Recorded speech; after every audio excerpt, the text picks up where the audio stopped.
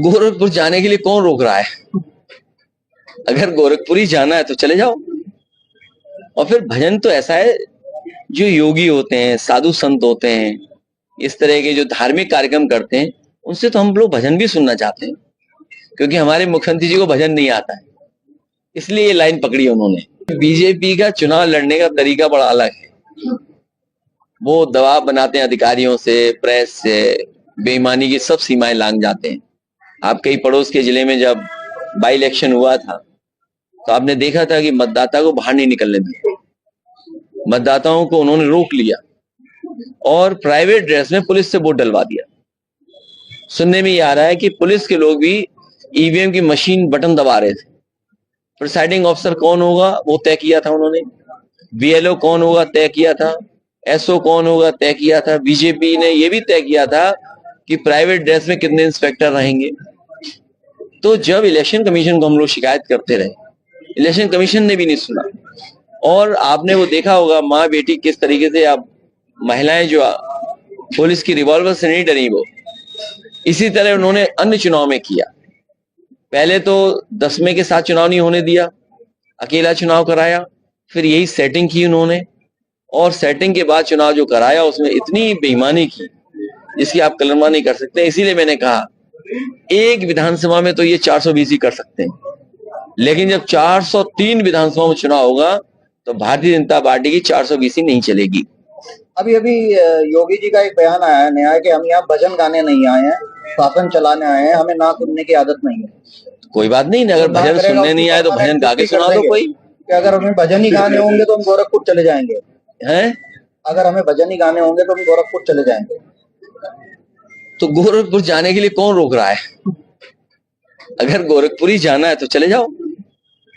और फिर भजन तो ऐसा है, जो योगी होते हैं, साधु संत होते हैं, इस तरह के जो धार्मिक कार्यक्रम करते हैं, उनसे तो हम लोग भजन भी सुनना चाहते हैं, क्योंकि हमारे मुख्यमंत्री जी को भजन नहीं आता है, इसलिए ये लाइन पकड़ी उन्होंने कि हम भजन करने नहीं आए। अरे भाई, स्नान करने गए थे आप कपड़ों में, ये किसको सिखा रहे थे कि धार्मिक स्नान कपड़ों में होता है? किसको सिखा रही थी सरकार, बताइए आप? राजनीतिकरण किसने किया उस कुंभ का?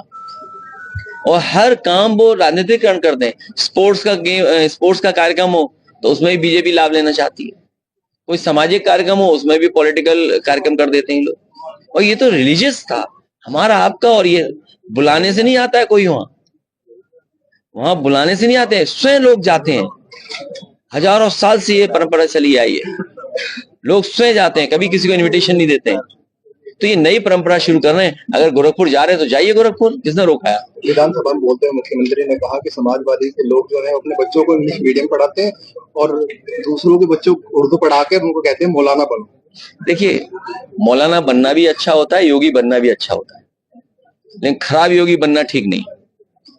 जहां तक पढ़ाई के सवाल है, समाजवादी पार्टी ने लैपटॉप दिया था हाथ में, और मैं इस बात को शर्त के साथ कह सकता हूं, मुख्यमंत्री जी जिस वार्ड में रहते हैं उस वार्ड में भी 100-200 समाजवादी पार्टी के दिए हुए लैपटॉप मिल जाएंगे, और कितना पुराना आज भी चल रहा होगा। ये जो डायल 100 है, ये टेक्नोलॉजी बेस्ड एक स्ट्रक्चरल चेंज किया था पुलिस के लिए, रिस्पॉन्स सिस्टम। तो हम किसी पढ़ाई के लिए नहीं रोकते, हम तो लैपटॉप बांटने वाले लोग हैं, हम लोग कन्या विद्याधन देने वाले लोग हैं, हम लोग बेटियों को कैसे आगे बढ़ाया जाए उसके लिए करते हैं। इस सरकार में इनको समझ में नहीं आ रहा किस रास्ते जाए। कुंभ मेले में आप लोग गए थे, योगी भी गए थे, आपने स्नान किया, आपकी फिटनेस को लेकर योगी को काफी ट्रोल किया गया है, क्या? नहीं, फिटनेस का तो ऐसा है, कई फोटो चला दी। अब मैं कपड़े कैसी फोटो आजकल जमाना बड़ा खराब है। ये जो नई चीज आ गई है एआई, ये भी खराब है। और मैंने जैसा आपसे कहा कि स्नान कपड़े पहन के नहीं लिया जाता है, ये नई परंपरा कहाँ से शुरू हुई है? जी 2027 को लेकर क्या कुछ रहेगा, क्योंकि कहीं ना कहीं अभी से ही गठबंधन जो है आपका कांग्रेस के साथ कहीं ना कहीं खटपट नजर आती है दोनों दलों। कोई खटपट नहीं है। स्थानीय स्तर पर अगर देखें जिलों पर तो कहीं ना कहीं खटपट दिखती है। देखिए, एक दूसरे के खिलाफ जो बयानबाजी होती है उससे कहीं ना कहीं नुकसान तो ये जितने पत्रकार साथी हैं, हमसे तो मिलते ही हो, दूसरी पार्टी के लोगों से ही मिलते हो।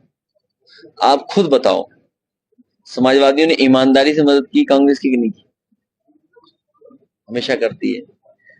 आज का अगर लेख पढ़ा हो आपने, एक अखबार में लेख आया है, हम समाजवादी लोग हैं, इंडिया गठबंधन को मजबूत करना चाहते हैं और मजबूत करेंगे। आने वाले चुनाव में भी इंडिया गठबंधन रहेगा और कांग्रेस को भी साथ लेकर के रहेंगे, चुनाव लड़ेंगे। आपका कहना है कि मैं हमसे चुनाव आयोग की शिकायत करता हूँ। अरे पहले ये बात तो खत्म हो जाए, जो असली बात है ये वाली। तो कांग्रेस के साथ जैसा गठबंधन था वैसे ही रहेगा, लेकिन आने वाले समय में जो चुनाव होने जा रहा है, हम और सब लोग मिलकर तय ये करेंगे कि जो सीट जीते उसी पर सीट लड़ी जाएगी, वही दल लड़ेगा। और यही मूल भावना थी जब गठबंधन बना था, नीतीश कुमार जी और सबने मिलकर के यही तय किया था कि जो पार्टी जहां मजबूत है उसके ही नेतृत्व में चुनाव लड़ा जाएगा। हमें उम्मीद है कि हार के बाद बहुत कुछ सीखने को मिलता है। अमेरिका से लगातार प्रवासी भारतीय आए और आज प्रतुल पठान ने खुद बेड़िया डालकर विधानसभा के विरोध प्रदर्शन किया। कैसे देखते हैं, प्रधानमंत्री भी हुआ है अमेरिका और उसके बावजूद? तो आप क्या चाहते हो, बेड़ियां पहन के यहाँ भी आते ही है? खैर, भारत का और भारत का जो नाम था, भारत जिस तरीके से दुनिया में अपने परिचय देता रहा है, उसको बहुत बड़ी ठेस पहुंची। जो हमारे भारतीय लोगों की प्राइड थी, मुझे याद है आज से करीबन 10-15 साल पहले मैं यूके गया था एक डेलीगेशन में, और उस डेलीगेशन में बहुत सारे आज जो मंत्री वो भी थे उस डेलीगेशन में। तो वहां की जो फाइनेंस मिनिस्टर और ट्रेड मिनिस्टर थे उस समय, उन्होंने कहा कि देखिए भारतीय लोगों ने इतनी मेहनत की है, इतना अच्छा काम किया है कि जो लोग नौकरी करने आए थे आज वो अंग्रेजों को नौकरी दे रहे हैं। उनने इतनी बड़ी बड़ी कंपनियां खड़ी कर ली, और अगर आप भारत के लोगों का वहां देखोगे तो बहुत बड़ी बड़ी ऊंचाइयों तक पहुंचे हैं, पॉलिसी मेकर बन गए हैं, इंडस्ट्रियलिस्ट बन गए हैं, या बड़ी बड़ी कंपनियों में बड़े बड़े पद पे हैं। एक समय ऐसा था जब हम लोग चर्चा करते थे कि जितनी भी मल्टीनेशनल कंपनियां हैं, कईयों के सीईओ भारतीय हैं, उसका हमें गर्व होता था। लेकिन सोचिए भारतीय जनता पार्टी की नाकाम डिप्लोमेसी और नाकाम इनकी सरकार, कि हमारे भारतीयों को पहले तो बाहर जाना पड़ रहा है, अपना घर मकान बेच करके, खेत बेच करके, मजबूरी में रिश्तेदारों से पैसा लेकर के, उधार लेकर के, और विदेश जाना पड़ रहा है। और जब वहां विदेश में ये व्यवहार हो रहा है तो बेड़ियां और क्या क्या पहन करके अपमानित होकर के आना पड़ रहा है। ये नाकाम सरकार की गलत नीतियों की वजह से पहले तो भारत छोड़ना पड़ रहा है और इतना अपमानित होकर के उन्हें आना पड़ रहा है। ये पूरे जिम्मेदार इसके लिए भारतीय जनता पार्टी की सरकार है। सर, वक्त बिल संशोधन पर जारी इस तरह का काम बीजेपी जानबूझ करके करती है जिससे हिंदू मुसलमान के बीच में बहस चलती रहे। और जो बुनियादी सवाल है, मान लीजिए गन्ने की कीमत है, यहाँ का हर किसान ये चाहता है कि गन्ने की कीमत बढ़ाई जाए। उन्होंने मांग की है कि हमारे गन्ने की कीमत ये हो, तो कहाँ गन्ने की कीमत बढ़ा रही हैं लोग? खाद डीएपी वगैरह सस्ती हो, कीटनाशक दवाइयां सस्ती हो, बिजली सस्ती हो, इलाज सस्ता हो, नौकरी रोजगार मिले, तो इन पर बहस ना हो, इसीलिए वक्फ बोर्ड लाया जा रहा है। और पड़ोसी भी यूसीसी ले आया, वो इसीलिए ले आया कि उत्तराखंड के डेवलपमेंट ही नहीं करना उन्हें। क्या डेवलपमेंट हो रहा बताइए आप? देहरादून आगे जा रहा है, नैनीताल की तरफ वाले पीछे जा रहे हैं, पिछड़ रहे हैं। और देख लेना एक दिन आवाज उठेगी, नैनीताल के आसपास के लोग जिनको विकास नहीं इससे जोड़ रहे हैं, वो कहेंगे यूपी में हमें जोड़ दो। वो दिन आएगा, देख लेना आप। मैं ये एक बात पहले भी कह चुका हूं, फिर कहूंगा मैं ये बात कि विकास से थोड़ा बहुत यहाँ कर ले रहे हैं, और नैनीताल वगैरह कोई विकास नहीं हुआ, औड़ी गढ़वाल में कोई विकास नहीं, मुंशियारी के आसपास कोई विकास नहीं, चीन से जहां हमारी सीमा लगती है कोई विकास नहीं।